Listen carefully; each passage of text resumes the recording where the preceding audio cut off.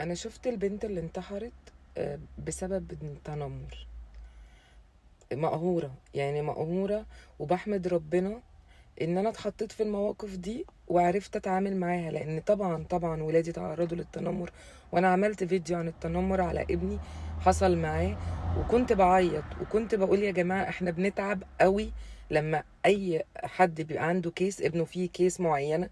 الاهالي بتتعب قوي قوي قوي عقبال ما بتأهله للشخصية دي أو للمرحلة دي أو التقبل ده في أي حاجة بتضايقه في الحياة.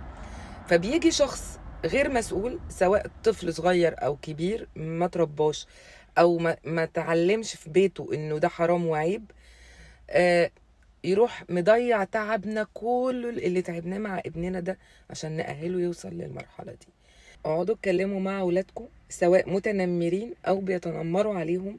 احتووا الموقف. مهما ابنك جه قالك على حاجه تافهه بتضايقه، اوعى ابدا تستهتر بيها، واوعى ما تركزش في كلامه وتاخد موقف مع اللي بيضايقوه. تاخد موقف بانك تحل مش تتخانق. تنمي شخصيته، قوي ابنك انه يبقى اكبر او اقوى من الحاجات اللي بتحصل له دي، عشان فعلا حاجة جديدة علينا بتحصل من زمان بس كانت بتتاخد بهزار. دلوقتي ما بقاش هزار، دلوقتي الطفل مستوي من جوه. انا ما اعرفش ليه، يعني الطفل مستوي. انت لسه حبيبي ما شفتش حاجة في حياتك عشان تبقى بالنفسية دي. فبعد اذنكم اتكلموا مع اولادكم.